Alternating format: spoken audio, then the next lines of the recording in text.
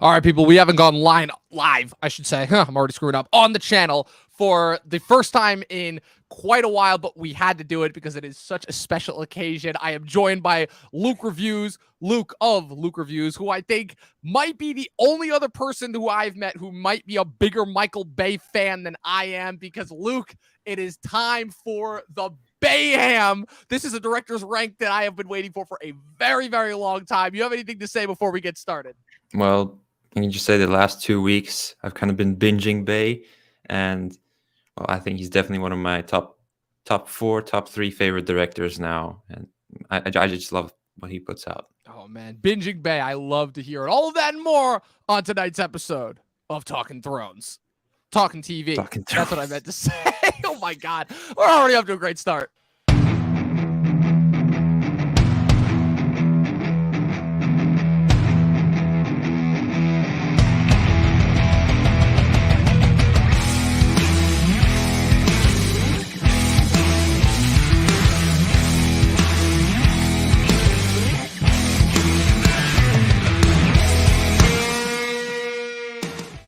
Oh man, hey man, look, it wouldn't be a Michael Bay centered video without some continuity errors. That's all I've got to say there. Luk, how have you been, man? It's been a minute. Happy to have you back on.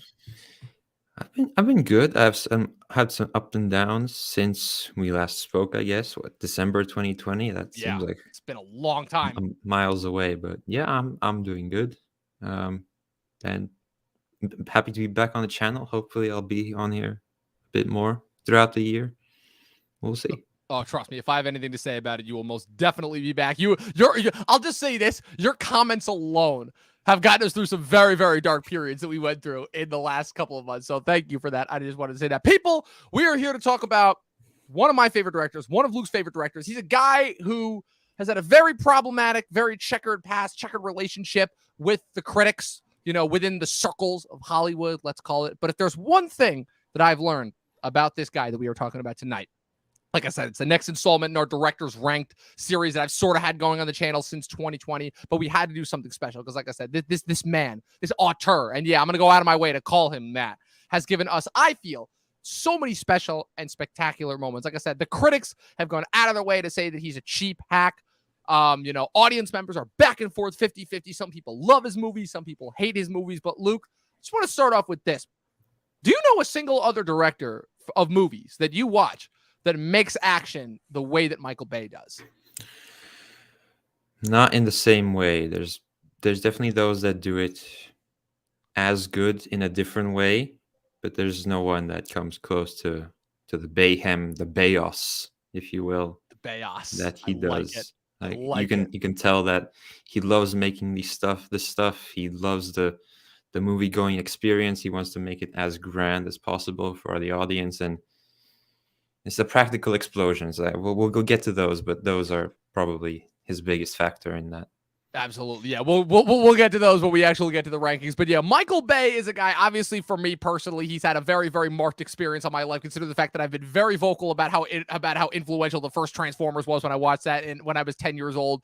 And over the years, like I said, I've caught up on the rest of his filmography. And it was kind of one of those things where in the early days of the internet, or rather my early days on the internet, I was just not sure how to take him. I'm like, why did it in a strange way, it was kind of like a Nickelback or or an Imagine Dragons thing, where it's like the rest of the internet is telling me that I should hate this guy, but every one of his movies I watch is entertaining as hell, really fun, really engaging, and really just, surprisingly enough, again, more demonstrative of the filmmaking and storytelling medium than a lot of the other, like, quote unquote, actually great movies are that I watch. Again, like this is a guy who came of his age. Like I said, he came through the same music video school that David Fincher and Spike Jonze and a couple of other directors went through. I can't remember which music videos he directed, but he did some pretty big ones. Like I said, I'm never that good with music video direction as well as movies, but he's one of a few directors that ends up working with Jerry Bruckheimer, breaks down into the scene with Bad Boys in 95. Then you have his 90s run, which comprises of Bad Boys, The Rock, Armageddon, and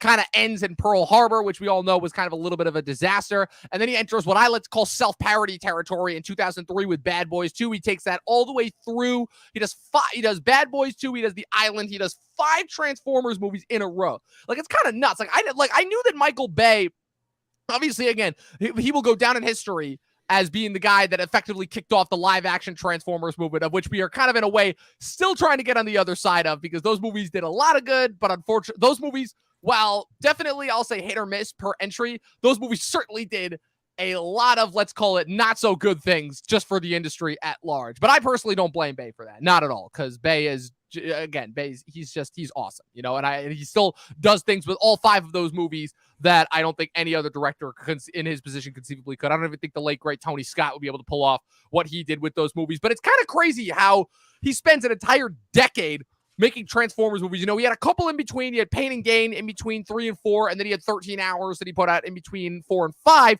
But it's kind of crazy how Ambulance, it feels like, again, it's been 5 years now since the last Transformers movie, and Ambulance is only his second movie that he's done since that last Transformers movie. We had 6 Underground on Netflix, but that one kind of flew under the radar in 2019. And so it feels so weird. I mean, you've seen it. You've actually seen Ambulance. You're not going to be including it on the rankings tonight. But I don't know. One last thing that I really wanted to get out of you, as somebody who's gotten a chance to see the post-Transformers Bay in a way that I haven't been able to, do you think that Bay is potentially on the tail for a comeback? Because it's crazy to me how I'm seeing the reviews for Ambulance, and it's getting some of the best reviews of any movie that I've seen recently. And I'm like, wow, the world really must have entered a special phase of hell for Michael Bay to now become one of the most critically acclaimed directors, in addition to just being one of the most let's call it financially great for Hollywood. So what's it called? But I mean, obviously I'm excited about that, but I don't know, man. What do you think? What do you think Bay's future post Transformers is going to be? Well, if I'm being optimistic, I think we are potentially at the beginning of a Bay-assance with Ambulance. It's very much back to his roots, to the Bad Boys. What made him stick, what made him popular, and it's much more grounded. I say grounded. It's quite as grounded as you can get for a Michael Bay movie. It's very grounded compared to like a Transformers pentatrilogy. It has everything you want. You have the city of Los Angeles, car chases, explosions, and an angry white man in Jake Gyllenhaal. It's a trademark of Bay, I think, especially. It is such a trademark of Bay. Oh, man. I think, what do we know what he's doing next?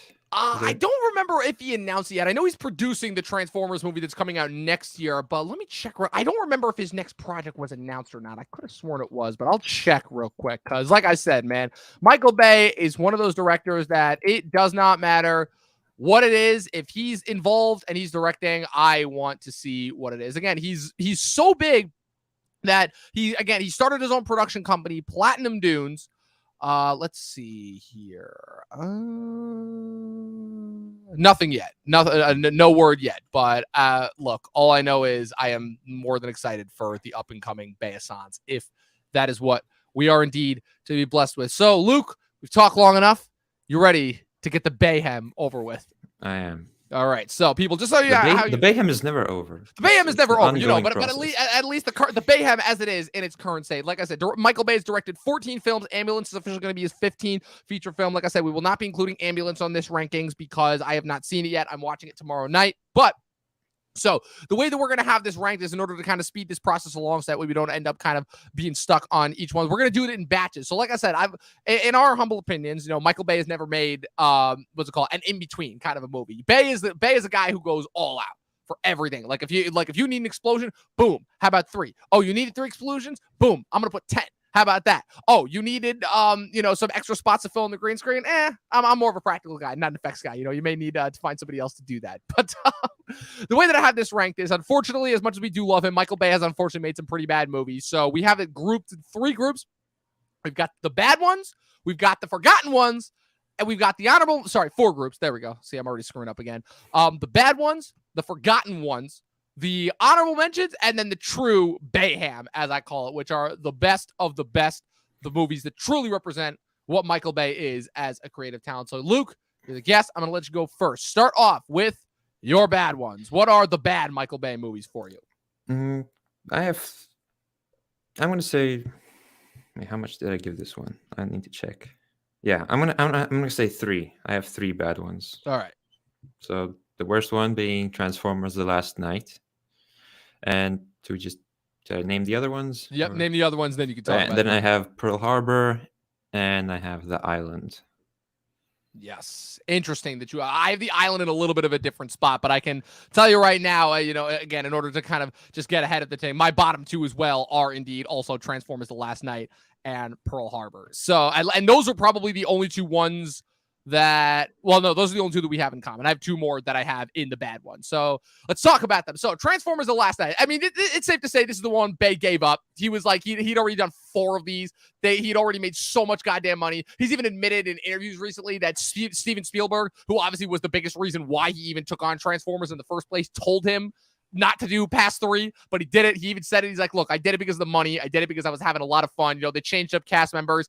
And even though they had sort of, I'll say, potential to go all the way, let's call it, with this one, it's just, this movie's just a mess from start to finish. How is it that, Luke, explain to me this, how is it that in the shortest Transformers film, I gotta check because I'm pretty sure that 5 is the shortest, I'm pretty sure, I think it's under 2.5 hours. I'll check for you, because each one of those movies got longer after the first one, except for the 5th one, which they cut it back. I think it was only like 2:12, 2:15, I think. And tell me how in the shortest Transformers movie, it feels like the longest. We've got the least amount of Transformers action, the most amount of incomprehensible Transformers action, which Bay has already gotten a bad name for having just the most incomprehensible action with that because of the CG effects that he put into the Transformers. Somehow even worse comedy than he already had previously, and yet somehow still manages to make it as insane as humanly possible. Like, explain that to me. It's been 5 years since I've seen this movie. I'm still wrapping my head around it. Well, it's been about 2 or 3 years since I've seen this movie. This was the only one that I didn't want to watch or rewatch for the first time, because I knew, okay, this is going to be the bottom. There's no point in rewatching it. When I look at this movie, I think, those videos where people say, I made an AI watch 1,000 hours of Seinfeld and I made it write an episode. This is like that. I fed 1,000 hours of Transformers movie to an AI and it churned out The Last Night, because you have the, oh my god, the Transformers were here so long ago, like longer back than the previous movie. And there's the thing, oh my god, the Earth was Unicron the whole time. And there's the artifact that's the key to everything. Like, yeah, the latest MacGuffin that's the key to everything. Each movie has that. And the human part of it is just incompetently atrocious, except for Anthony Hopkins. Anthony Hopkins is the saving grace of this movie. He's just having such a fun time. I don't know how he signed on to this. Probably a few zeros. I was about to say, he saw those zeros at the end of that paycheck, and he was like, "Ooh, where do I sign?" Yeah, this one's just all over the place. Again, I don't remember any of it. I remember most of the other ones. So this is the one where Optimus Prime goes evil after he lands on Cybertron, and Cybertron is coming to Earth in order to form some type of mergence with Unicron. Yeah. And then on Earth, they find out that the key to stopping it is apparently tied in with King Arthur. Yes. Too. And that's the one where they were marketing Stanley Tucci was in the movie. But then he was playing a completely different character. He's a drunk Merlin, which was that was the opening scene. That was the opening scene. It should have already told us what we were in for. But yeah, like I said, it's all of the insanity, but none of the fun.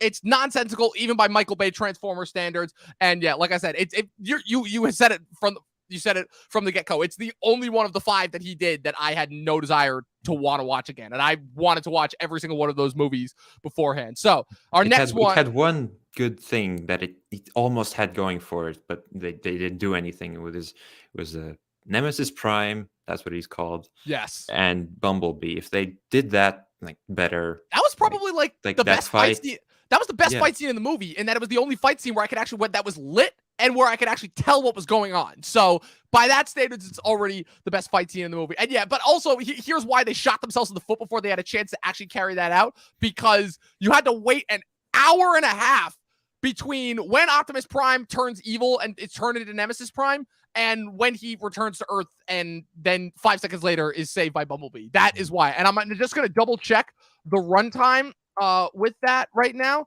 And just to confirm, indeed, like I said, Transformers 1 through 4, one starts at 2.5 hours and they each progressively get longer, leading to Age of Extinction, which clocks it in a full 2 hours and 45 minutes. And Transformers: The Last Night clocks in at 149 minutes, making it the shortest Transformers film at barely 2 hours and 29 minutes.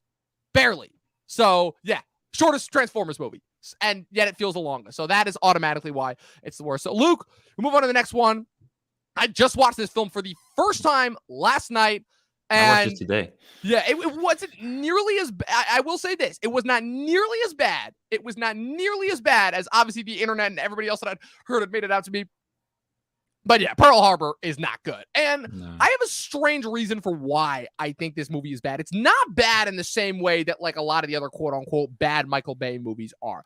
It's bad in the sense where this is the only Michael Bay movie that I've seen where it just felt like his heart wasn't in it. Like even parts of The Last Night, even parts of that movie, you could tell. You're like, nah, Michael Bay's still into this, you know? This is the only one where, again, this felt like a studio-mandated movie. This was still what he was doing movies for Jerry Bruckheimer. And, you know, beginning of the 2000s, every studio was clamoring for the Titanic follow-up. And they had this chance to do it. I got to check and see if this was actually released on Pearl Harbor because, Jesus, if this was, that's, oh, man, that's problematic to say the least. But what I will say is that, look, all the technical brilliance of those Michael Bay 90s movies is there. Like every one of his movies, is technically brilliant. He moves a camera. He edits. He films action in a way that no other director in Hollywood does.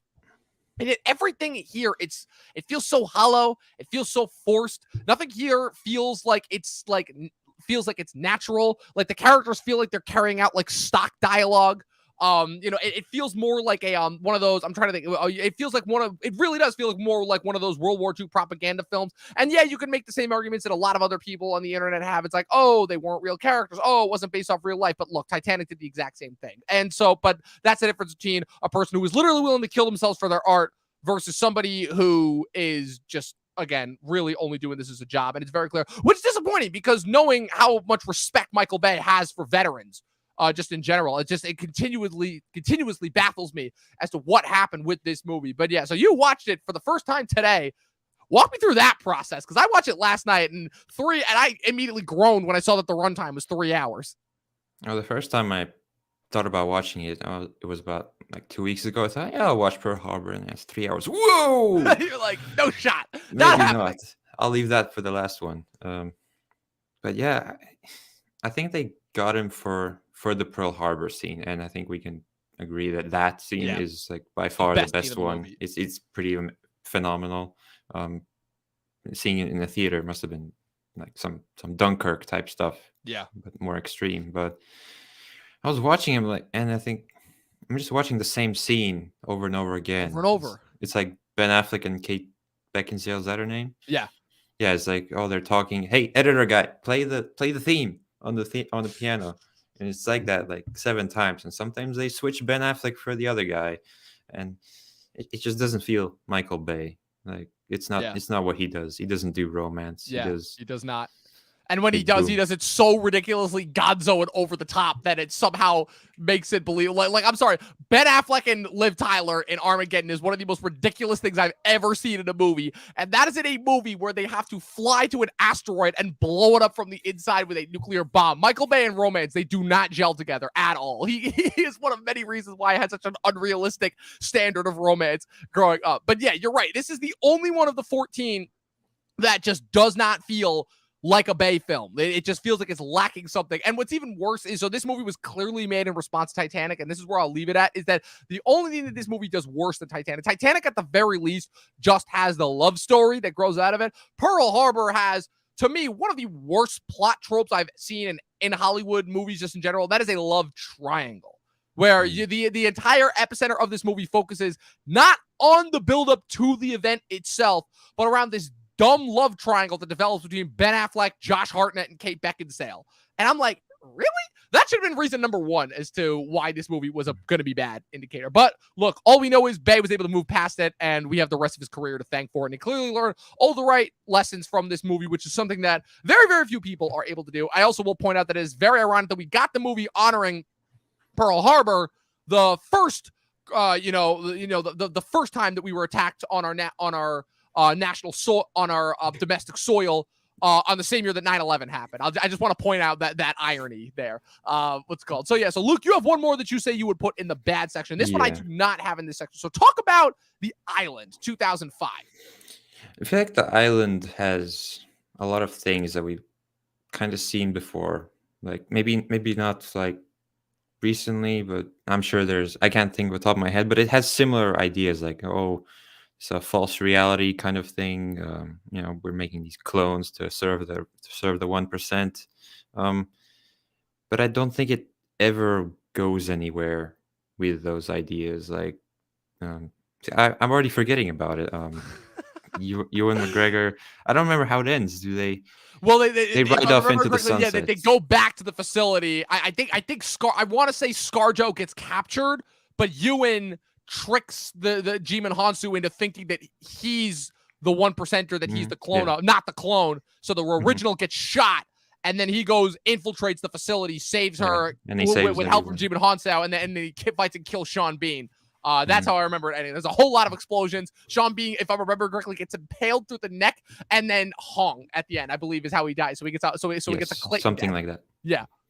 Yeah, they should really stop putting Sean Bean in movies. Like, I knew he was gonna die.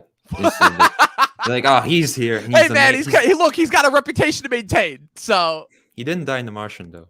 that's true. Like I said, 2015 was the anomaly year because 2015 we got Sean Bean in 3 different movies and he didn't die in any of them. So for a second we were all like, "What the hell is going on?" And then he popped up in something like a couple years later, and it was like, "Okay, he's back." Fair enough, but yeah, I just didn't think it was very interesting for what its plot was setting up with this dystopian futuristic thing, and it's just not something I would ever feel like watching again. Interesting. Yeah, so good setup, not a good payoff. Yeah, well, I'll have to come back to that one because that's one that's my story behind the island is really interesting because that's one of those movies where this would happen a lot in my AP biology class, my junior year of high school, which is where my teacher would use a lot of movies in order to try and teach us stuff. And naturally, her knowing me, I'd seen all of them. But of course, we ran into, the issue of, oh, wow, so I have the one movie that you haven't seen. So she kind of gave it to me before and is like, yeah, you can go home and watch it. That way you can like get a heads up on everyone because I know how much you love movies. And I'm like, cool. And I saw it was The Island and I saw all the stars and I'm like, oh, this is got a good cast. And I checked who directed it. I'm like, wait a minute. Michael Bay directed this movie? What? And I checked and I'm like, oh, wow. So this really is like one of the forgotten Michael Bay movies because it came out literally between Bad Boys 2 and Transformers. And I'm like, look, there's no shot Michael Bay makes a movie that not a lot of people know about. So I'm like, there has to be a reason. And I checked and that was the reason. So now we're going to move into my bad ones. And like I said, I don't have really that many more in order to add to Luke's Transformers Last Night in Pearl Harbor. But I'm going to get these out of the way now. Oh, man, this is tough. This is really, really tough because I love these movies. But unfortunately, because 6 Underground and The Island are technically better movies and they are slightly more comprehensible, and there is stuff in both of these movies, as much as I love them, that I cannot defend. And so naturally, I had as a tie. It is still in the bad spot. I know. I love these movies to death. I can't defend. I had a tie, what I call the bad Transformers sequels, which is, it's crazy, where Transformers apparently is the other franchise besides the Daniel Craig James Bond movies that follows the reverse Star Trek rules, where you know how the Star Trek rules, all the even movies are good, all the odd ones are bad. James Bond, the Daniel Craig ones follow the opposite rules, where the good ones are all good. People like Casino Royale, Skyfall, and they love No Time to Die. And then they are not a fan of Quantum of Solace or Spectre at all. And Michael Bay Transformers movies, it's kind of a similar scenario until the last night just ruined it all for everyone, which is where Transformers, the first one, and Transformers Dark of the Moon are pretty critically well received. Again, aside from all the usual, bad reviews of those movies, they're actually, the fans of those are actually come around and, pretty much enjoy them for the most part.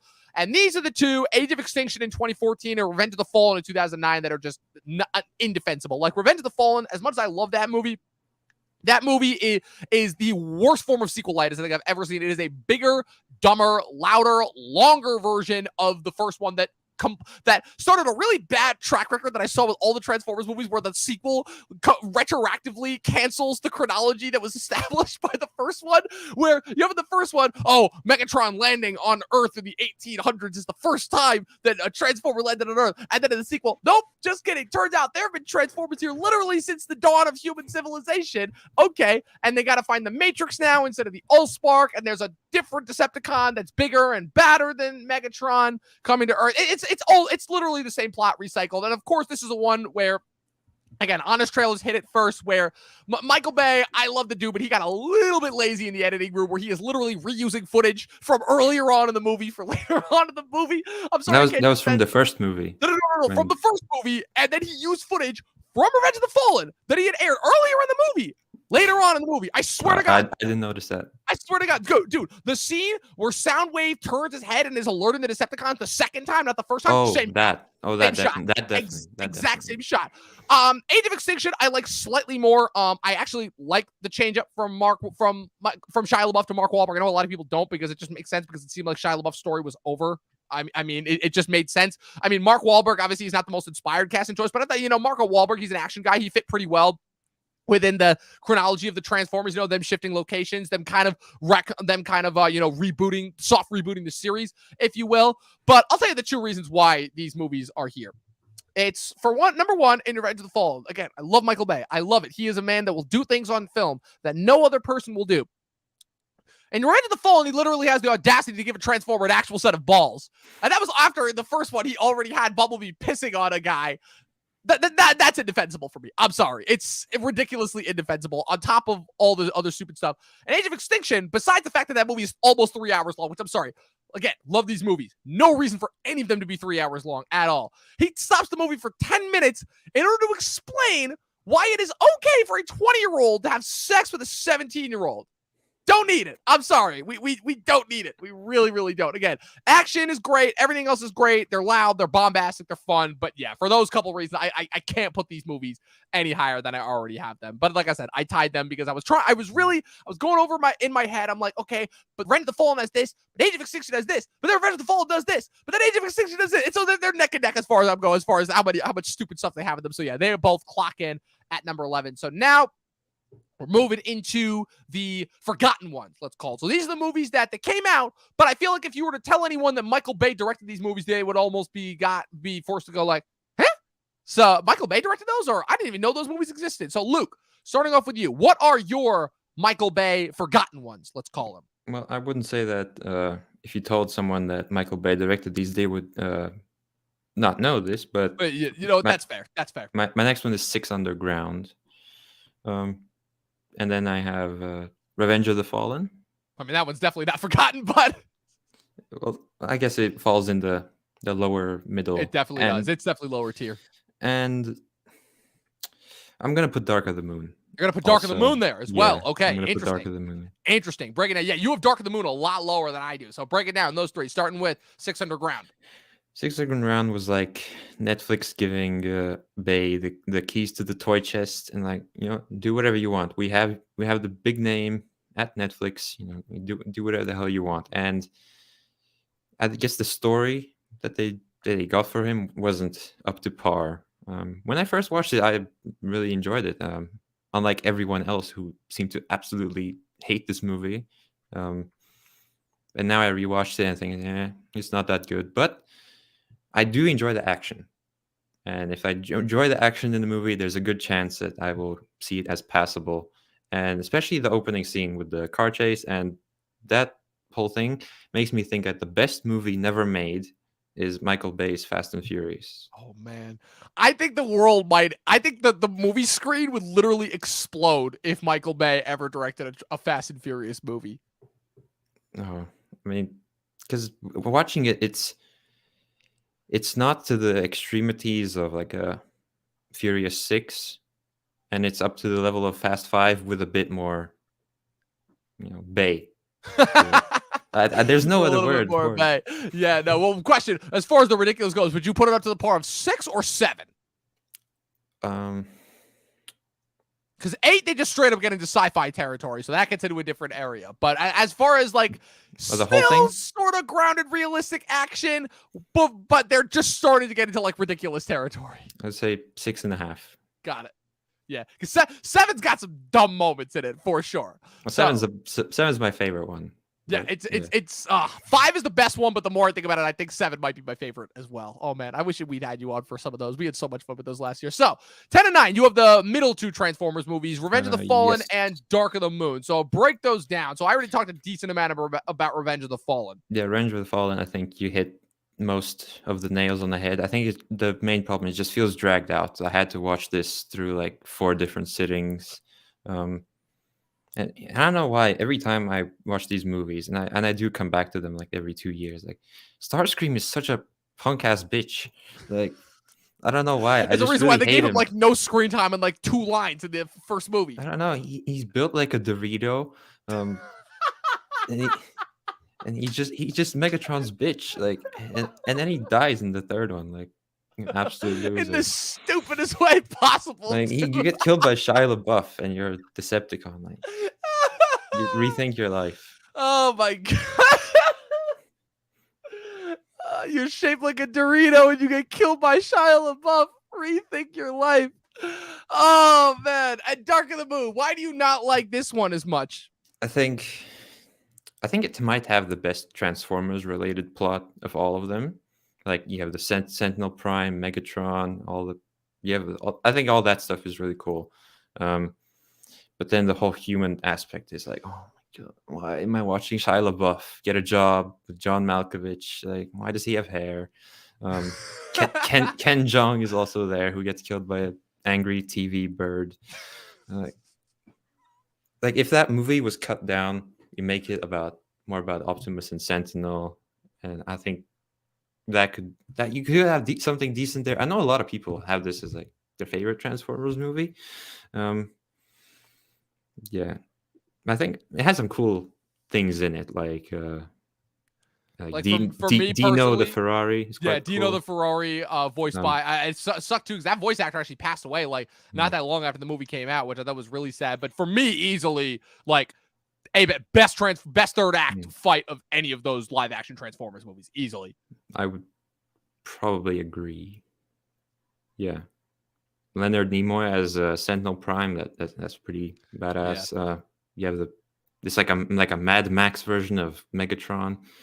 And just one thing relating to your James Bond comparison, actually, what do you think happens more? Megatron dies and comes back, or Daniel Craig retires or goes rogue? Oh, well, okay. Well, let's run the numbers there for a second. So how many times did that happen with Daniel Craig retiring and going rogue? So that happened at the end of Casino Royale. It happened in Skyfall, and it happened in No Time to Die. So all the odd ones. I don't think it happened in any of the even ones. And then you had Megatron died at the end of the first one, came back, survived the second one, died at the end of the third one, came back as Galvatron. And then he somehow became But then Megatron. He got reformatted back into Megatron. So I think Craig tops that because Craig retired and then came back to the service 3 times. If you're counting the period of time in Casino Royale between when he leaves the service and when he comes back, and Megatron only did that twice. So I think Craig's got the record there. But I like where you were going there with that one. Yeah, I always feel like when I rewatch Dark of the Moon, I'm like, okay, I'm gonna enjoy this time. It's gonna be cool. You know, they go to the moon, and it all turns out that's why we went to the moon. But I don't know. It's never really done it for me in that way. Yeah. Interesting. Yeah, I'll break that down when I get that. Because like I said, I got Dark of the Moon. Let me check if I'm doing that one next. Yeah, so Dark of the Moon I actually have in my honorable mentions. I'm a huge fan of Dark of the Moon. So I'll save that, my spiel, for when I get to it. So going through my honorable mentions, I have 3 here as well. So, my forgotten ones, let's call it. Number 10, I have The Island. This is a movie that, again, like I said, watched when I was 16, didn't even realize that Michael Bay directed it. And your points as far as this movie not going as far as it probably should, I do agree with, because I think that this is a classic case of Michael Bay, who is primarily an action director, getting a sci-fi concept and doing what an action director would do with it in a strange way. And this is a little bit of a controversial take, but I find that when Michael Bay does with The Island to be equivalent to what Christopher Nolan actually does with Inception, where Inception is this movie that is hailed as being like this insanely creative, super deep movie, and I watch it and I'm like, it's good, it's unbelievable what Chris Nolan pulls off on a spectacle level, but as far as it having the deepest concept, I'm like, it's really not that deep or hard to understand. It's a bunch of crack heist artists who only operate in the scape of the subconscious, and they have to pierce the levels of the subconscious like a video game. I'm like, and they're all linked. I'm like, Nolan does a great job of breaking that down, but to me, it always confused me when people said that Inception was super complicated or super deep. And I'm like, it's really not. And that's kind of what, and that's kind of what I find here, where great concept, great cast, for the most part, all the actors do a great job. Again, Ewan McGregor and Scarlett Johansson is the lead. Sean Bean is generic villain number whatever. Jimon Hansu, Michael Clark Duncan's in it for a brief bit. Steve Buscemi, again, one-off, quick Steve Buscemi. I think one of the more underrated Steve Buscemi deaths. He gets shot in the chest with a gun that's hidden in a suitcase and falls off a banister onto a glass case onto a glass case. It's awesome and super underrated. And you're right. The concept of where it's these clones that are essentially bred for the 1%. And they want autonomy. It's a cool concept. They definitely don't go all the way at the end, but it still got some great action in it as well. And I remember having a really fun time with this. Number 9, 6 Underground. This is probably the most conflicted that I've been with a Bay movie that I've ever seen, because like you said, Michael Bay directed a movie for Netflix, which at the time, Netflix was, again, this was still pre-pandemic. Netflix was known for letting these, that level of directors just run with it and just have as much fun with it as they possibly could. And you're right, because this movie did absolutely everything and more that I would have wanted from a Michael Bay movie, down to the point where he literally used the THX sound as an actual sound effect weapon in the movie. I thought that was the funniest part of the movie that had me laughing. For the magnet? For the magnets, exactly. Magnets. I loved the crew. I loved their dynamic. I loved the way that they played off each other. It was the background for them I thought was pretty simple. But it was just enough to get a good, like I said, Corey Hawkins, Adria Arjona, who I thought did a much better job in this than she did most recently in Morbius, Melanie Laurent, Manuel Garcia Rulfo, who had just impressed me a couple years before with his turn on the Magnificent Seven remake, Dave Franco, who they do so dirty in the beginning of this movie, Corey Hawkins. I was so pissed at this Franco death. Surprisingly enough, the biggest problem that I have with this movie is not Bay or the script per se. Well, I guess it ties into the script. It's Ryan Reynolds that I have a problem with, because Ryan Reynolds, to me, this was at the point where Ryan Reynolds had kind of effectively transitioned from Ryan Reynolds, oh my God, Ryan Reynolds' Deadpool, that's awesome, into Ryan Reynolds, the brand, which is where Ryan Reynolds is just going to play a variation of Deadpool in every movie going forward. And I gotta say, he was super distracting and stuck out like a sore thumb. And sure, he was funny, and sure, he was doing his Ryan Reynolds thing, and it worked, but I don't know, there was just something weird about it that just really stuck out and didn't really mesh with Bay's style. Like, every time I saw him on screen, I just said, oh, Deadpool, and everybody else I thought was completely understood the material. I thought was playing their parts to a T. I thought it was awesome. I thought their parts in the action were great. But yeah, that's constantly the thing that because I keep thinking back and I'm like, 6 Underground, I'm like, I should, even by Netflix standard, this movie should have been awesome. And I should have liked this movie a hell of a lot more than I did. Why is this just okay? And I keep thinking back, and that's the reason why. And my number 8, it sucks that I have this in the forgotten ones, because this is still, to me, where we transition over from kind of good to fucking great, because these 8 movies that we have up here, as far as I'm concerned, are all great. But my number 8 is 13 Hours, The Secret Soldiers of Benghazi, which is the true forgotten Michael Bay movie. This was right after Age of Extinction. Michael Bay made this movie about the Benghazi incident with literally no political affiliations. Like, he was not interested in the Hillary Clinton side. He was not interested in the politics that built up to it at all. All he wanted to do was tell the on-the-ground story of what actually happened with these guys and how they had to defend their base with essentially no backup against some of the worst conditions possible. And again, probably some of my favorite movies ever are movies about a group of underdogs that has to get together in order to overcome an impossible odds. It's, I think, the reason why I typically gravitate towards more of the team-up superhero movies rather than the solo superhero movies, because that's literally the structure that they utilize for every single one of the team-up movies, and it works every single time. Like, literally, you cannot tell me a single one of those Marvel team-up superhero movies does not utilize that structure. And, with the exception of Civil War, but every single other one of them, and maybe Infinity War, but every single other one of them does it, and every time it works. And Bay makes it work here. Again, the group of guys he gets: James Badge-Dale, Krasinski, Quiet Place, what's it called? A bunch of other TV stars: David Denman, Pablo Schreiber, Dom Fumusa, Max Martini. Again, I love the dynamics that he has between these guys. The action in this movie, again, fucking unbelievable. It's like he rips Catherine Bigelow a little bit, but in his own Bay style, and he just makes it work. And for me, the biggest reason why this movie did not get the recognition that it deserved, it came out in January. Rated R movie. They dumped it right there. And it's a shame, because this is a really, really good movie. And I think that more people should watch it. And for me, it was probably one of the better, if not one of the best action movies I saw in 2016, a year that I have been very, very vocal about how dissatisfied I was by that year. But yeah, it's 13 Hours. Great movie. If you haven't seen it, I heavily, heavily recommend it. So, Luke, we get to the point of the show now where we are on to the honorable mention. So it's safe to say from this point on, all of these movies of Michael Bay's we love. We absolutely love. So I don't know what point you're going to transition from your honorable mentions into the Bayham, but let him weep. What are the honorable mentions? I have I have 5 honorable mentions. Some straggle closer to the Bayhem, some closer to the Forgotten. But so at number 9, I have Age of Extinction. At number 8 and 7, I have Bad Boys 1 and 2. So that's Bad Boys 1 and then Bad Boys 2. Then I have the first Transformers, and I have 13 Hours as my final honorable mention. Awesome. So, Age of Extinction. What is it that set this movie above 2 and 3 for you? Well, take us back to 2014. Oh man, A 12-year-old Luke. I was Looking back, 2014 was a huge year for Great my cinema influence. The Amazing Spider-Man 2, Age of Extinction, and Interstellar, which kind of launched my movie. Your inner cinephile, let's call it. Yes, exactly. And like dinosaurs, man, like it never gets old. It Like, never gets old. I don't see it ever getting old. But yeah, it was a soft reboot, as you said. Everyone got a redesign, and they look great as their chunky ones. Man, they look so good in their new sleek designs. And this movie is just kind of full action, but it does towards the end. Is that where it fails me? Because it just drags on that's too where long. it gets long. Like I said, clocks it at almost 3 hours. There's no reason for this movie to be almost 3 hours long.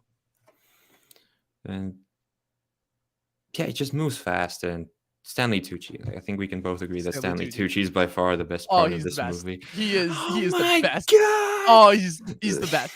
Every time he's on screen, I'm like, why is this guy not the main character of this movie? It's awesome. It's so awesome. I just have quite a fair bit of nostalgia for this one, and I get it, man. I can still enjoy it. Dude, 2014, like I said, I was 16. I turned 17 that year, and you want to go even deeper? Like I said, that was the year we got the Lego Movie. That was the year John Wick kicked off. That was the year that Apes was officially solidified with Matt Reeves directing Dawn of the Planet of the Apes. We got 2, to me, of the best MCU entries with Winter Soldier and the first Guardians of the Galaxy. Some of the best animated movies that came out all year. How to Train Your Dragon 2 and Big Hero 6. You ended the year, again, some incredible Oscar movies with Birdman, Nightcrawler, Whiplash. Man, I'm missing 24. You have me nostalgic for 2014 already. Next, the Bad Boys Saga. Bad Boys 1 and 2. Bad Boys is a very clear, like, okay, this is where he started, and then you look at Ambulance and you're like, oh, he's kind of come full circle in a nice way. But yeah, it's Bad Boys. It's like, it's not shooting for the stars. It's not terrible. It's pretty good, and I appreciate it a little more, especially after watching Ambulance. And it's just a good time, Will Smith and Martin Lawrence yelling at each other for 2 movies straight, and I'm just gonna put both of them together because they're kind of the same movie, kind of. But yeah, there's not much that sets them apart for me. Maybe 2 just has a bit more going for it. It has a bit more comedy, maybe, but yeah, they're just about that level of it's good, but I don't have much to say about them. All right. And then the first Transformers, the one that started it all. Oh, this one I have a lot of nostalgia for. So I would have been 5 when this came out. I probably didn't see it until I was 10. I was 10 I was 10 years old when I saw this movie. I wouldn't have seen it until maybe I was maybe 7. But this one, it's in my head like it's been scanned in there by Elon Musk. I've seen it so many times. This is one of the movies my dad watched quite a decent amount. That and Armageddon. So my Bay influence was there from an early age. It's the first one. It was the first one. It felt fresh. And looking back, what it led to. Maybe they should have just stopped at 1, but I enjoyed it. It is 100%. And the CG, it still blows my mind to this day. And in 2007, they made this. Yeah, 15 years later, the CG still looks better than half the CG things that we get now. Like the first time Optimus transforms, you have all the pieces, and it probably contains the best minute of the entire saga, where we're on the highway, and then the guy with the big shovel thing. Oh, Bone Crusher. Yeah, that's the one. And then Optimus breaks and like, then he transforms, and then the Amazing. Bone Crusher shoots through a bus, and that's a practical explosion as well. Oh man, you're giving me flashback. You're giving me all nostalgia vibes. Luke, here's what we're gonna do, because you have given me such great nostalgia vibes, and it's funny. I actually rewatched the first Transformers movie a couple weeks ago too, just in order. I'm like, is this movie as good as I remember? And then I remember, I'm like, oh no, this movie's fucking incredible. It's still amazing. And so here's what I'm gonna do. I'm gonna make you a promise. I don't know if you're familiar with the podcast, The Rewatchables. Great podcast. Again, they break down movies in ways that I wish my conversation with my regular friends would be like. But they have a little bit of gap in their knowledge, and their gap is in more 2000 centered visual effects fare. I will say that they have a significant gap there, and I understand why. They're a bunch of older guys. They're all range from early Gen Xers, late Gen Xers to early millennials. So here's what we're gonna do. I want you to listen to a couple episodes of The Rewatchables in order to become familiarized with their structure, because again, I want to kind of riff on the structure. And then you and I are going to do our own special rewatchables on the first Transformers movie. I did it kind of all on my letterbox, but essentially just so that you become familiarized with the structure, and we're going to do it. Again, it's been 15 years since this movie came out. Long past time that we did it, so we're going to do it probably sometime around the summer, right around the 15-year anniversary of the movie, and you and I, we're going to do it, and it's going to be awesome. That is all that I'm going to say, because, dude, you have no idea how much you just hit me in the feels with that movie, because everything you said, I echo and more. And your last honorable mention, again, I'm so glad that you had this high. This is something I wish I could have been brave enough to do. 13 hours. What's it called? Walk me through when you watched this movie for the first time. I watched it today, straight after Pearl Harbor. There you go. So it was a breath of fresh Definitely air. A breath of fresh air in comparison to that one. I just thought it was quite good. It started off kind of okay. It's gonna be okay, but then as I got more into it, it was quite focused. It felt small scale, and it had the Bayisms, but it also felt like it had plenty of heart. You can tell that Bay kind of cares about this story, about these true story guys, and I don't know. In a strange way, I kind of want to rewatch it someday, and maybe it'll grow on me more. And it's just really fascinating story, and it was presented in a great way. If I had seen like something like The Hurt Locker or something, then I'd feel different about it maybe, but I haven't. So yeah, the Hurt Locker criticisms, I will say, those are definitely after the fact. Because like I said, I watched this movie before Hurt Locker, but like I said, this movie does, again, just because of how good Bay is with the camera, Bay does things that Catherine Bigelow only wishes that she could do, is all that I'm going to say about it. But yeah, 100% I agree with you. Yeah, fantastic movie. So now we've officially, oh wait, I got to do my honorable mentions first. Shit. Oh man, I was getting so ready to do the Bays. All right, I don't have too many here, surprisingly, because as far as I'm concerned, the top 5 that I have for me all belong in the Bayham Hall of Fame. All of them, every single one of them. So I only have 2 honorable mentions. Like I said, these 2 are just right there, but they just fall short of it. My number 7 and my number 6. My number 7 is the first Bad Boys. It's good. Like you said, it's fantastic. It's Bad Boys. It comes in. It does exactly what it needs to do. It's Bay's directorial debut. It's kind of overlooked as a directorial debut, which is kind of sad considering the fact that this is the origin for every single one of Michael Bay's, movies. It's got the sleek location. It's got the girls. It's got the fast cars. It's got the action. And like I said, it literally took 2 sitcom stars. Again, Will had only been in a couple of movies. Martin Lawrence had been coming up, in like a couple of Eddie Murphy movies and Spike Lee movies throughout it. But I think Will had only been in like 1 or 2 movies before this, because he didn't do Bagger Vance till 2000. I think he'd only been in 6 Degrees. I think that was the only movie he did off Fresh Prince. And he brings these 2 together, and now they're like so canonically known as like one of the go-to like buddy cop or just buddy duos in movie history, to the point where, again, obviously this is also due to the pandemic, where when they came back for Bad Boys for Life 2 years ago now, and the only Bad Boys film not directed by Michael Bay, it was like no time had passed at all. That's how much we were still longing for Smith and Lawrence to get back together and do it. And it was awesome. Like the dynamics, the camaraderie, it was still there. The reason why I have this so low is because in comparison to some of Bay's later films, like I said, it's his first film. It's still in the Jerry Bruckheimer era. There's still certain things that he does that I wish he was doing with the action that he doesn't quite do yet. There's a couple of really dumb subplots in here that I'm not at all a fan of. And the action, like I said, it's good, but they're just unable to go all the way because, again, of how low budget it is. Like, this is actually going to blow your mind. Like, you want to know what separates Bad Boys and Bad Boys 2? I will tell you what separates them. It is the budget, because Bad Boys goes off of a budget of 19 million. They didn't even have a full 20 million. Fun fact, the Porsche that Will Smith is driving in the movie, that's Michael Bay's own Porsche. Exactly. He put up some of his own money in order to make this movie happen, and he did it, and it shows in the final product. And he paid for the explosion at the airport. Yeah, that too. Exactly. Again, he forked over some of his own money. That's the difference right there.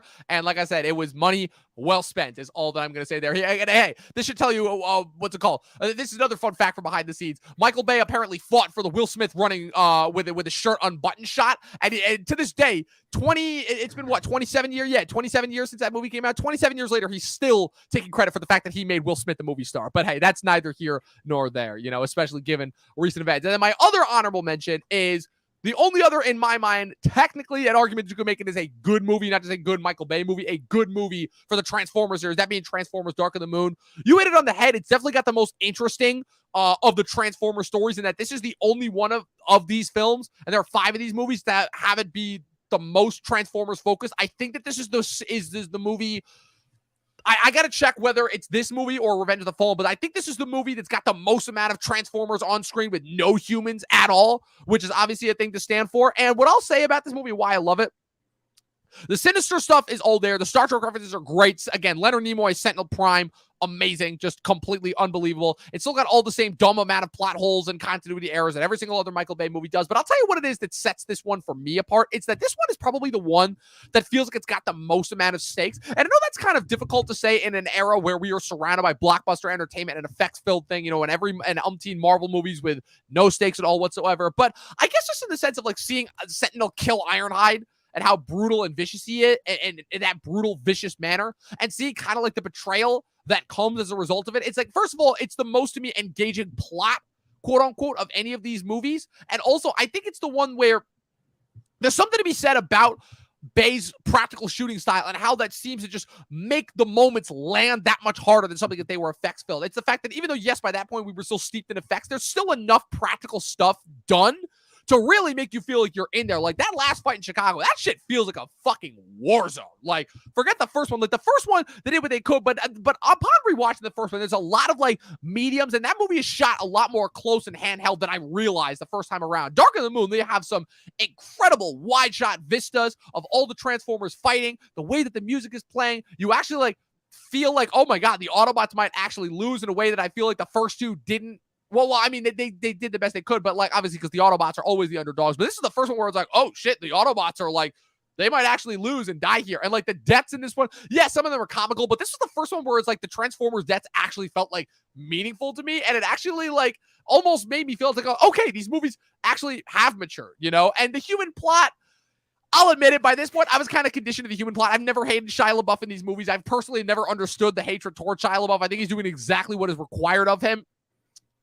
For me, the most distracting part was Rosie Huntington-Whiteley, where it's like, okay, so he just graduated from Megan Fox to Jason Statham. Like, what the hell is going on here? But the supporting cast that was great. This is where Michael Bay just full on. This is where like Michael Bay being a secret fan of the Coen brothers was fully exposed, because it's like, okay, you got Frances McDormand, John Turturro, and John Malkovich in this movie. What did you like? Just watch like Barton Fink and Burn After Reading and just throw them all in the movie, and they're all going so ridiculously over the top. I didn't even know how it's possible for John Turturro to go more over the top than his already over the top performance in that first movie, but he somehow does it, and he's in a wheelchair for the second half of this movie. This is also the movie that introduced me to Alan Tudyk on the main scale. Again, just everything about this movie, it's awesome. It's the true sequel to me to the first one, and yeah, it was just shy of the Bayham, Dark of the Moon. So now we're in it.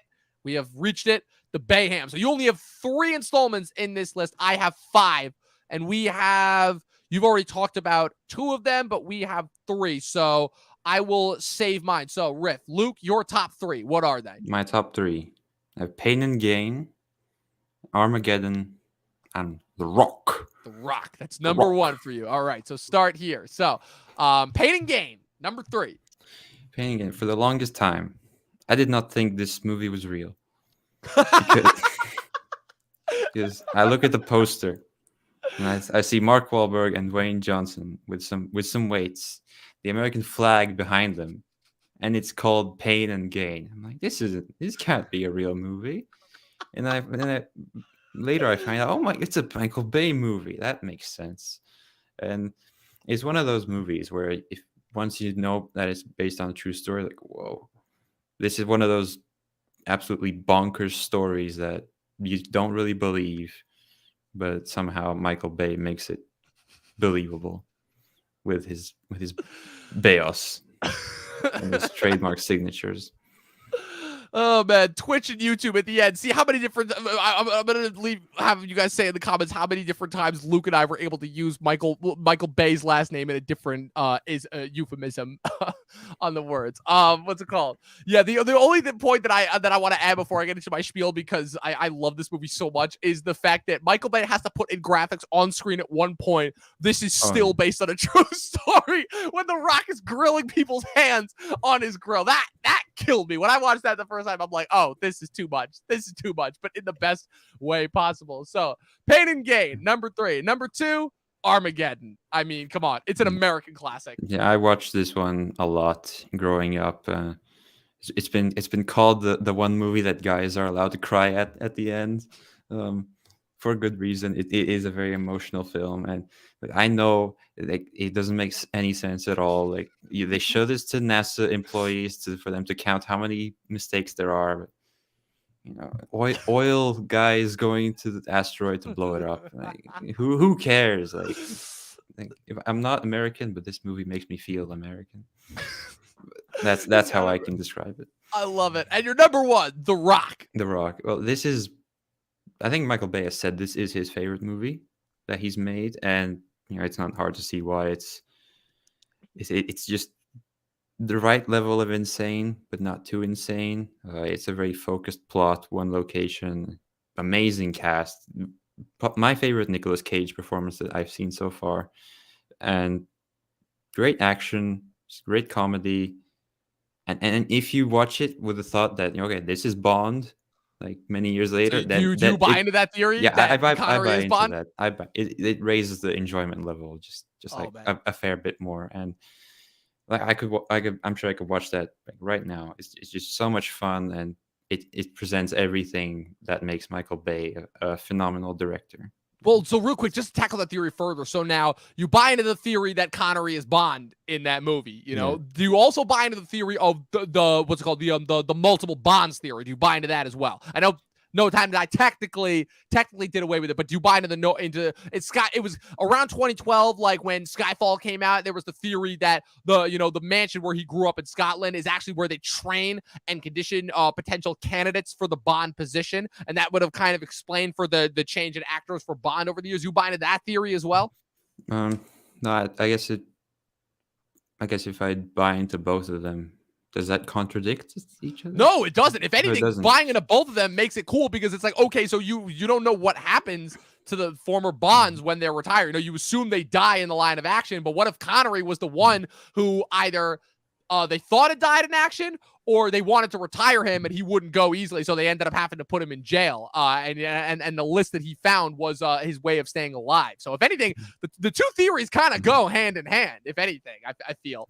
Yeah, but then you start looking at the other movies, and then the guys are visiting like Lazenby's version's wife. Yeah, like the trick there, like I said, you got to break it down to a microcosm, because the problem, like I said, is Lazenby is essentially subbed in to the Connery section of the Bond canon, because everything else, like I said, is pretty much Connery, and they're just operating like No Time Has Passed. Then Connery comes back, obviously, and then you have all the later ones and everything, and then the Craig maybe there's kind of like soft rebooting everything, but yeah.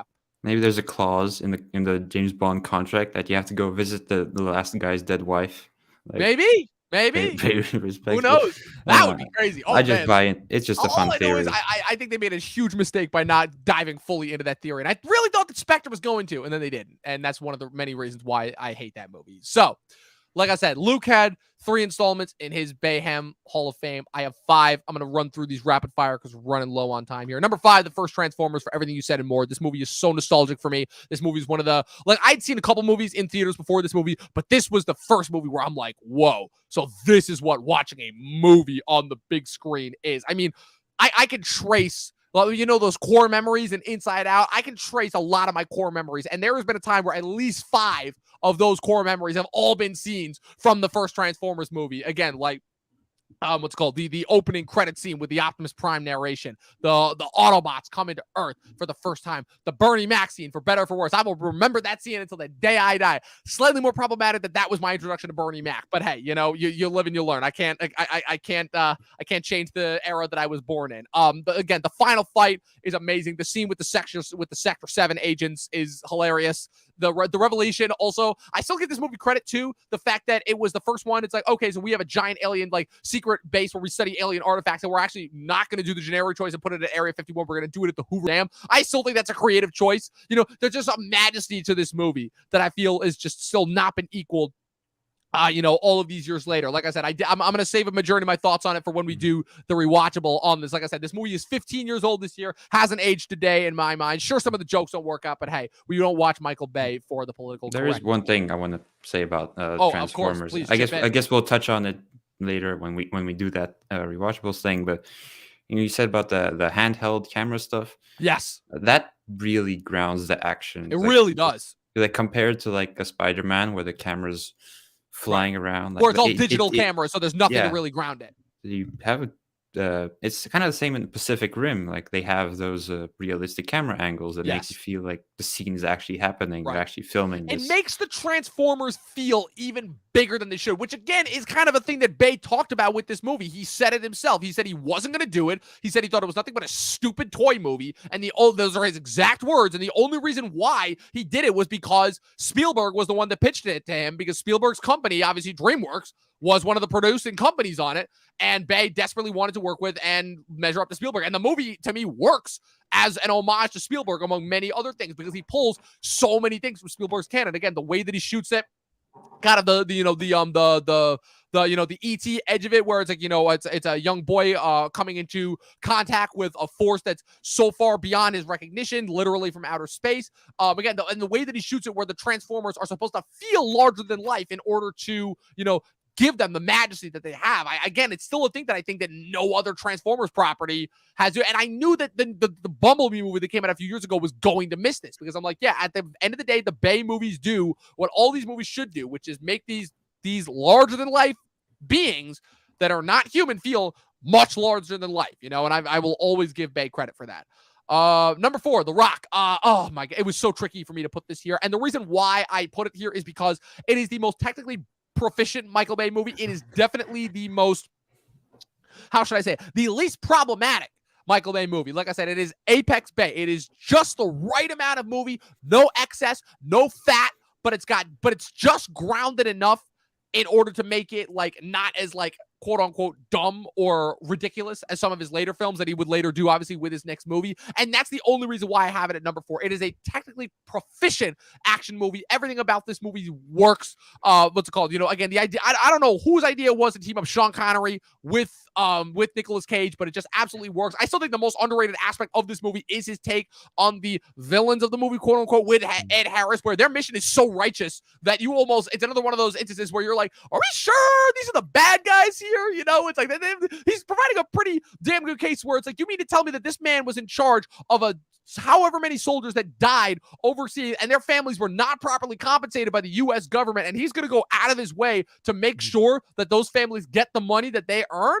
I mean, there's not really that much that I can say to go against him, other than the fact that, yeah, obviously he hijacks Alcatraz and points nuclear weapons at the city, but it was all a bluff anyways. His own soldiers were the ones that were going to actually fire the weapons, not him. But yeah. And it's a recurring theme with the veterans. He does have a very recurring theme, but well, not just veterans, but also, you know, the more common grounded, you know, again, the blue collar people, you know, the regular guys getting screwed over by the higher ups. It's the theme that he loves playing around with. It's another thing that really, really I give him a lot of credit for, because that's a theme that a lot of people in Hollywood are very, very scared to do, but he will not do it because, like I said, Michael Bay plays by his own set of rules. And as if all of that wasn't great enough, Nicolas Cage's character in this movie's name is Dr. Stanley Goodspeed. And he kills a guy in this movie by making an Elton John joke before shooting a guy out a window on the edge of a missile and calls him the Rocket Man. Amazing. Absolutely incredible. That's where I'm going to end my spiel on there. My number 3, Bad Boys 2. One of the best action movies ever made. One of the best sequels ever made. One of the most underrated sequels. I think this sequel, you asked me before what separates the two besides the budget. Which again, you want to talk about the difference. Like I said, Bad Boys 1, that had a budget of $19 million. Bad Boys 2, like I said, this is his first movie post Jerry Bruckheimer. He's making this fully on his own. This is arguably where he's enters self-parody territory. And this movie he does for $130 million. And it shows in every single frame. The action in this movie is stepped up to ridiculous levels. The opening shot of this movie is a spinning around shot of Will Smith and Martin Lawrence unveiling themselves at a KKK rally. It is absolutely bonkers. The end fight scene is in Cuba for no reason, but unlike the end of Transformers Age of Extinction, it justifies every single action sequence as they are barreling through town after town after town of favelas. It ends on one of the most tense scenes I've ever seen on the landmine sequence. This movie has rats having sex with each other and Martin Lawrence making more dumb, ridiculous faces over dead bodies.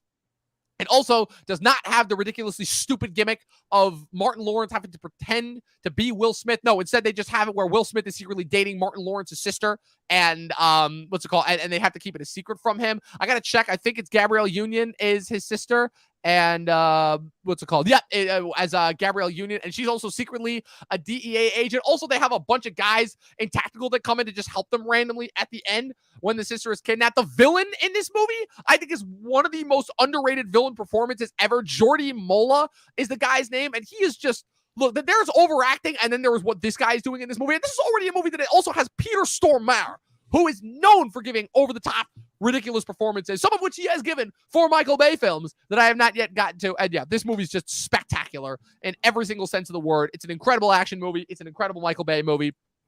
But needless to say, like I said, these top two were the only ones that were better than it. Like I said, when we talk about the Bayham Hall of Fame, we can't talk about it without a few key entries. And of course, Armageddon has to be one of them. I mean, I don't necessarily know if there's anything else that I can say that hasn't already been covered on the Rewatchables podcast by you and by literally every single other person that's watched this movie.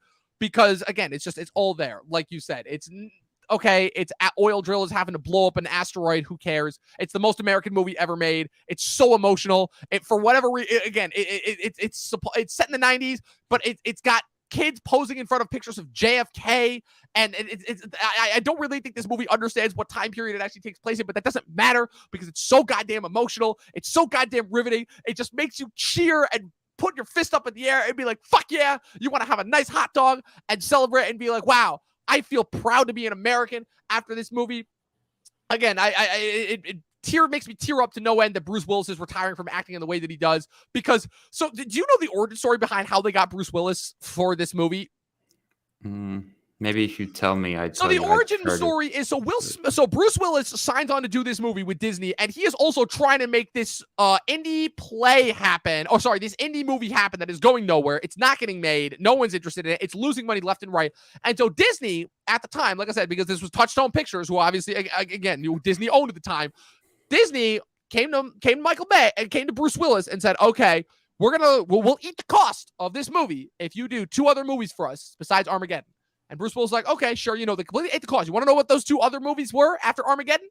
Probably something good, like The Sixth Sense and Unbreakable. Those 2 movies in a row. It's fucking wild, to say the least. Again, and also, you want to talk about loaded cast? I don't think we've talked enough about how many actors Michael Bay gets. No. Michael Bay gets a lot of good actors, but Armageddon might be in the Hall of Fame for like most loaded cast ever. So besides the 4 lead, obviously Ben Affleck, Bruce Willis, Billy Bob Thornton, who is underrated as hell in this movie just from a performance standpoint, and Liv Tyler. You got the crew, which is, again, Michael Clark Duncan, Steve Buscemi, Will Patton, Owen Wilson. You got Keith David in there. Jason Isaacs, too. Lucius Malfoy is the scientist that comes up with the idea. Ken Campbell, William Fichtner, as one of the pilots. Peter Stormare. This movie is loaded to the gills with incredible actors. Again, it's just so emotional. You mentioned the oil drillers concept. I'll talk, obviously, I gotta drop about the Ben Affleck commentary. Again, Ben Affleck is known for his legendary commentary tracks on movies, and this has got to be one of the most legendary commentary tracks ever, because he's famously the one that brought up the idea of, it's like, wait a minute, it makes more sense to send oil drillers into space than it is to train astronauts how to oil drill, and Michael Bay literally told him to shut the fuck up, which is still one of the greatest things ever. I think the only thing that the fact that this movie takes shots at Godzilla in its opening scene, I think is hilarious. Godzilla 98, which also opened the same summer. The only other thing that I will say about this movie, which even I cannot justify this, and again, I love this movie to the nth degree. This movie's in the Criterion Collection. I'm sorry, I can't justify that. I cannot justify that one bit at all. But isn't The Rock as well? I gotta check. I don't think so. But the Rock I can make an argument for. Armageddon, no. I'm sorry, I can't.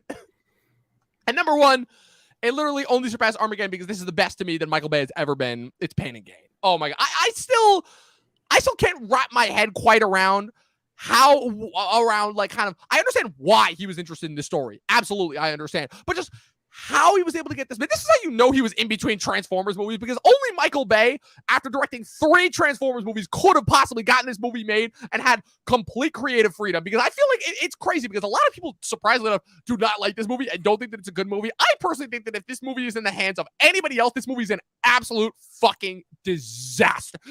It is, because you've got a movie that's a biopic, but also a comedy, but also a tragedy.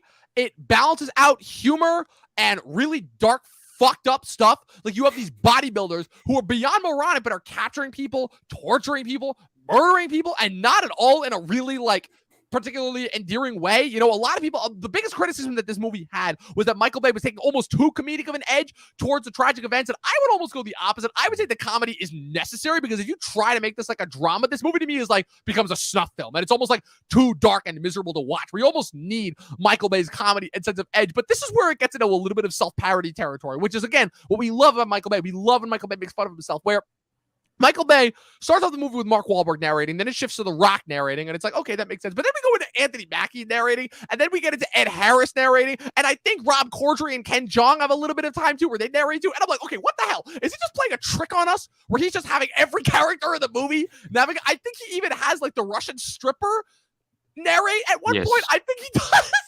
He definitely does. He does. And like I said, this movie just gets more and more and more ridiculous. It's one of those movies where you have to keep watching in order to convince yourself, like, wow, all of this happened. And he really didn't fabricate anything. Also, I love how this is, in a strange way, the last time that we would actually get a performance out of The Rock, because The Rock, after this movie, only becomes the new Ryan Reynolds, where he just starts, again, he becomes The Rock, the brand, not The Rock, you know, playing a character. And like, he had a sweet spot, a really brief sweet spot, like right in between when he was done with Disney, when he was in Fast 5, all the way up through this movie, where he was actually gave up some pretty decent performances. You know, obviously, you know, you had Gridiron Gang back in 2006 too, but you had Fast 5, you had Fast and Furious 6, you had Snitch, you had Faster, and you had this movie. And those 5 movies, I would say, are actually movies where The Rock actually gave some pretty good performances, and this is absolute peak. This is everything that I could have wanted from a performance by The Rock, and more. Like, he's a bodybuilder, he's a badass, but he's also a fucking moron. He's hilarious, he's clueless, he's dim-witted, he's easily gullible, but he's also super violent when he needs to be. He's got a dark, like, everything I could possibly want from a character played by The Rock is in this movie, and that's not even getting into the rest of the Interstellar cast. This is one of the best performances I've ever seen from Mark Wahlberg. Ever. This was my introduction to Anthony Mackie before I saw The Falcon.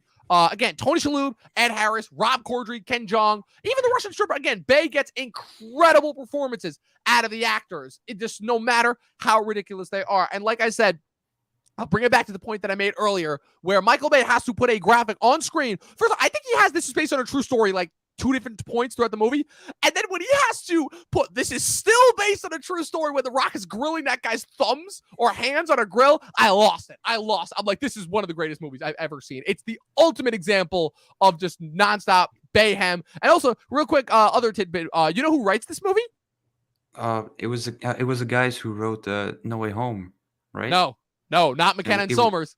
The guys who did Endgame. Endgame. Yeah. Endgame, yeah. Marcus and McFeely, the guys who did, again, all 3 Captain America movies, unfortunately Thor: The Dark World, which they also did the same year, which also came out the same year as this movie, and then Infinity War and Endgame wrote this movie, and the rest is history. That's all I gotta say here. Luke, this was an absolute blast. Thank you so much for joining me with the Bayham. I couldn't have asked for a better partner, a better co-host. I don't think anybody else quite understands Michael Bay as a person the way that you did. Yeah, so of course, need to gatekeep him. 100%. We need to gatekeep him for as long as humanly possible. And thank God it looks like the reviews for Ambulance, they all seem to be agreeing with us. So it doesn't look like he's going away anytime soon. But Luke, where can the good people follow you on the interwebs?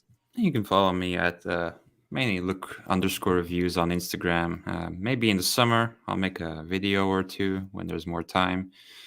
But yeah, I think I want to leave you with a quote that could sum up Michael Bay's entire filmography.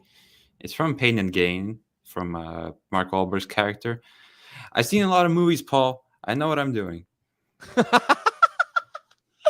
Oh, it's perfect. Oh man, I missed having you on, dude. Again, this is not the last time that we will have you on. Luke will be joining us again on the channel on Sunday morning, Twitch to review Ambulance with us. Once again, like I said, thank you so much. I could not have possibly done this without you. You guys all know who I am. I'm the movie nerd. Follow me on the interwebs at Movie Nerd Reviews across all platforms. Be sure to also follow the official Talkin TV podcast, Instagram, Facebook, Twitter pages across all those platforms at official Talkin TV podcast. It's right there below us. Also, be sure to click the subscribe button on this channel if you haven't already. Click the like button. That way you get notified every time we put up new content. We just wrapped up our Harry Potter first time watch series that we ended this past week. We'll be doing the rankings for those next week. Like I said, we've had so much fun doing those week to week. We've also still got new podcast episodes and new episodes of Talking Thrones coming out every week on the Spotify and Apple podcast feeds. If you want to go and follow us there as well, just type in at Talkin TV on those platforms and they'll pop up. Be sure to follow Luke with everything that he's got going on across all platforms at Luk Reviews. Follow myself. And as always, people, 12 scenes in a short film and watch more fucking movies. We'll see you guys next time.